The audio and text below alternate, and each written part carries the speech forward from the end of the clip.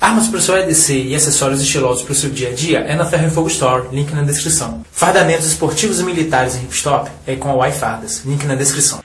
Urra, guerreiros! Hoje a gente vai falar sobre a lendária faca Bowie, um ícone do oeste selvagem. Meu nome é Murilo Ferreira e você está na Ferro e Fogo. Vamos falar dela depois da vinheta.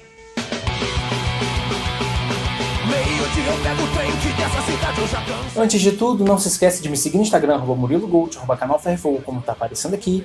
E fique sabendo que saiu um Instagram novo aqui do canal, o Ferro e Fogo Motor Crew. No caso, Ferro e Fogo MC, @Ferro e Fogo MC, como está aparecendo escrito aqui, certo?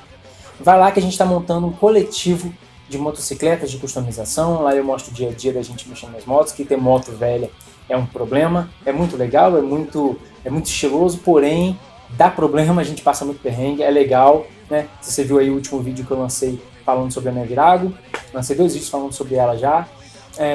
Não é o foco aqui do canal, não é só falar sobre moto, mas também o foco do canal não é falar sobre facas e cachorros, fala sobre tudo. É um canal sobre estilo de vida masculino. Se você está chegando agora, meu nome é Murilo Ferreira e seja bem-vindo. Não se esqueça também de deixar o like aqui no vídeo, se inscrever, ativar o sininho. Dá uma entrada na loja do canal que você fortalece aqui o canal, certo? www.ferrofogostore.com.br. Lá você encontra lâminas, acessórios, também tem o boné do canal, certo? Tem a galera aí que pede, manda foto pra mim, é bem irado. Se você comprou, manda foto pra mim pra eu colocar no Instagram. E tem um último recadinho, né? Antes de ficar chato, tem o link do grupo do Ferro e Fogo aqui embaixo do Facebook. Clica lá que a gente aceita. Show, vamos partir pro vídeo. A Bowie Knife, segundo historiadores, se origina de uma faca espanhola, dos conquistadores espanhóis. Essa faca do conquistador espanhol, ela é uma faca longilínea, triangular e pontiaguda.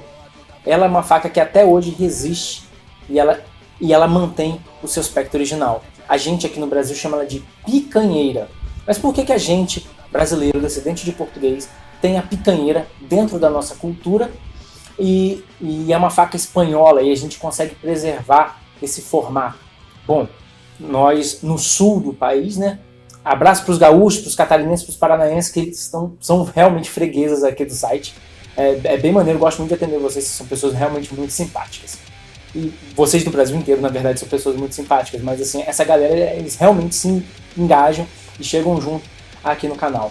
E eu espero que o Brasil inteiro, né, se junte aqui para a gente fazer uma comunidade voltada para o estilo de vida masculino que está tão ameaçado hoje em dia. A gente preservou essa faca na nossa cultura porque no sul do país se faz fronteira com países hispânicos, né? Na verdade, não só no sul do país, mas no sul do país, mais especificamente Paraguai, Uruguai, Argentina, que preservam mais essa tradição. Essa faca picanheira, ela é uma faca utilizada no campo para abate de animais, era utilizada para defesa, né, para combate, e ela é uma faca também utilizada na culinária, uma faca feita para lidar com carnes, faca feita para açougue. E essa é uma faca espanhola. A faca espanhola original ela é uma faca um pouco maior, um pouco mais longa, às vezes passa de 10, 12 polegadas. É uma faca realmente de respeito. Isso eu estou falando, gente, de muito antigo, eu estou falando 1200, 1300, a origem dessa faca. Quando os conquistadores espanhóis vieram para as Américas, eles trouxeram consigo não só as facas, como os seus costumes, trouxeram os seus cães de lida com gado, que eu já falei aqui no canal, e essa faca entrou para a nossa cultura, para a nossa identidade, principalmente a identidade gaúcha. Com o passar do tempo, essa faca ganhou uma versão um pouco mais pesada, um pouco mais voltada realmente para o combate, para a defesa. Uma faca um pouco mais militarizada, por assim dizer. É uma faca que mantém o aspecto da picanheira, porém mais larga, com uma lâmina um pouco mais larga para o alto. Um dorso continua reto e triangular, agressivo mesmo, aquele dorso, aquela ponta agressiva, e um triângulo bem pesado. Essa era uma faca conquistadora espanhola, muito pesada, muito mais desenvolvida para o combate.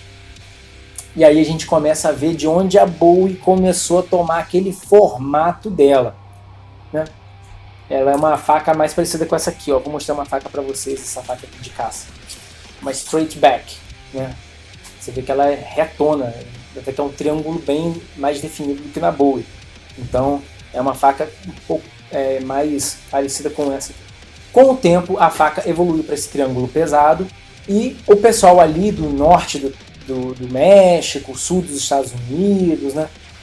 Tinha uma troca de ideias muito, muito forte, né? Porque fronteira, então um absorve a cultura do outro e a gente começa a ver que essa faca triangular pesada começa a mudar um pouco de forma, ela começa a ganhar uma curva e ela fica um pouco mais curva e você vê que ela começa a ganhar um pouco mais de sinuosidade na lâmina, né? Deixa de ser tão retona. Isso eu estou falando que era uma faca desenvolvida especificamente ali entre Estados Unidos e México, né? Mais pro México mesmo, mais no México, do que aqui para o sul das Américas, que a faca continuou imutável, porque a gente não tinha esse contato com o inglês, né? O americano, e a gente não tinha esse contato que foi modificando a lâmina com o passar do tempo. Depois dessa lâmina um pouco mais curva, a gente começa a ver a tendência à chegada da faca Bowie. A gente vê que começa a ter um clipe, a faca continua sendo longa, né, continua sendo bem curva e ganha um clipe na ponta. Clipe, para quem não sabe, é isso aqui, ó. Isso é um clipe. A faca vem e dá uma queda aqui, ó. Uma queda e depois ela sobe, né? Isso é um clipe, é o clipe da faca. Aquele clipe que a gente chama de clipe turco, né? Turkish clip, o clipe turco, ele é um pouco diferente. Eu vou mostrar para vocês. O clipe turco, acho que aqui dá para ver melhor o contraste com a camisa preta. Ele é sinuoso aqui, cai de novo. Vou mostrar de novo. Começa sinuosa e cai com outra curva. São duas curvas. Isso é o clipe turco, né?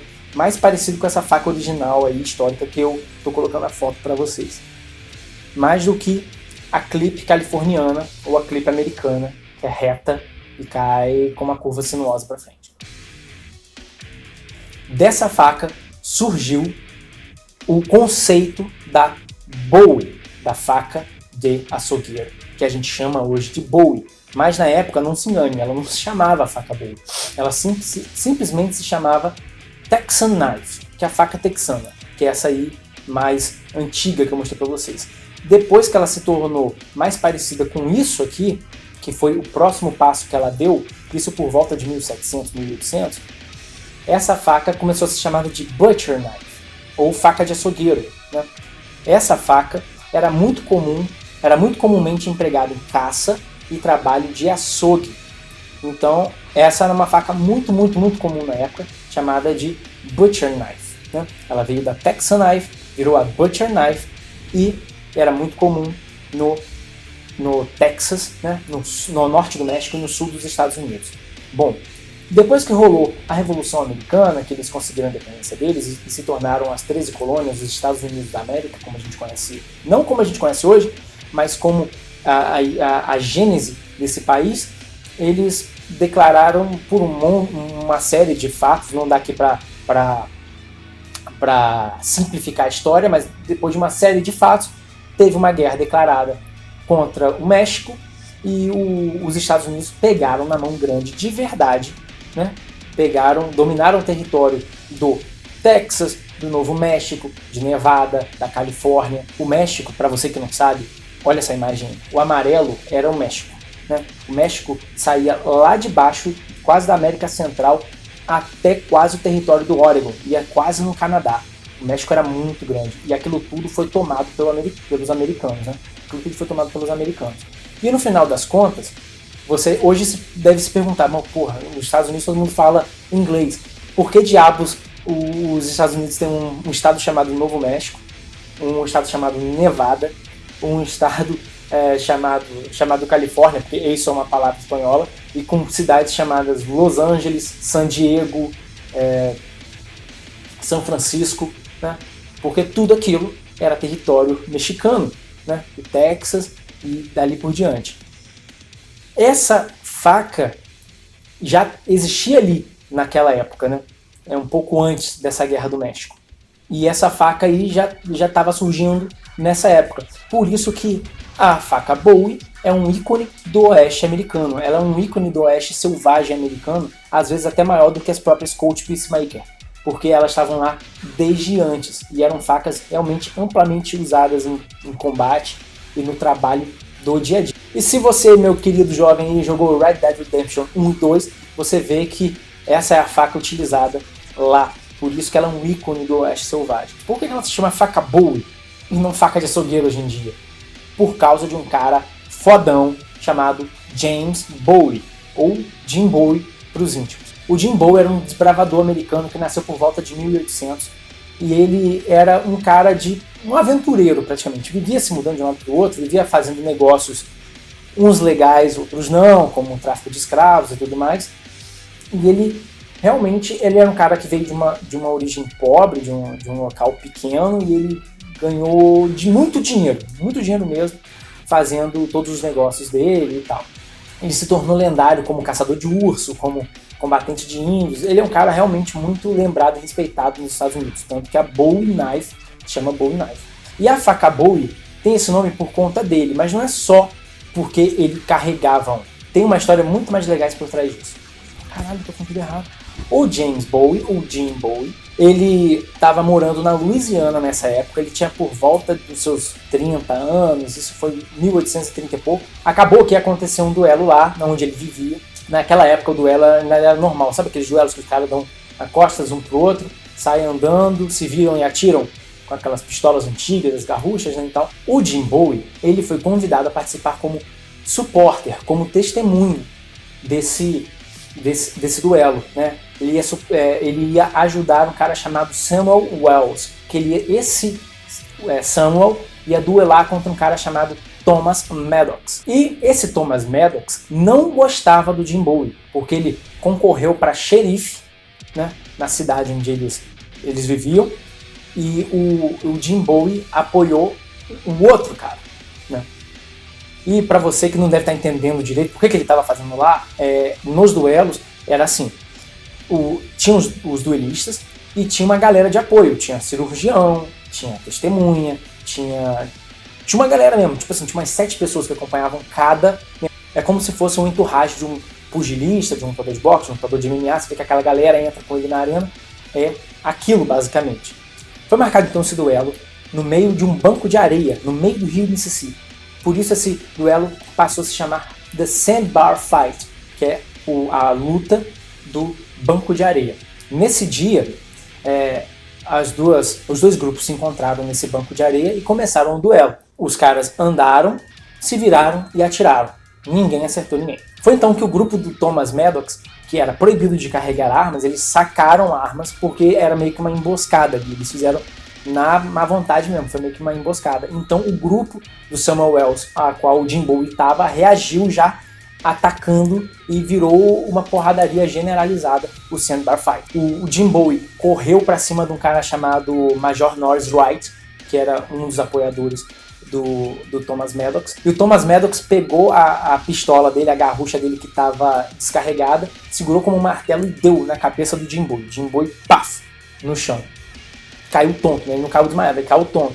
Nisso, o Norris Wright sacou uma cane sword, né, que é aquela bengala que vira uma espada. Ele sacou aquilo e cravou aqui mais ou menos, onde a gente tem relatos e gravuras, mais ou menos no ombro do James Bowie, do Jim Bowie, que estava no chão.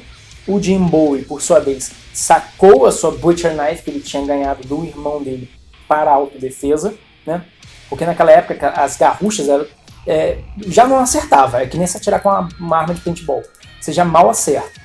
E ainda só tinha um tiro, e demorava pra caramba pra carregar. Então você dava o tiro e já sacava a faca.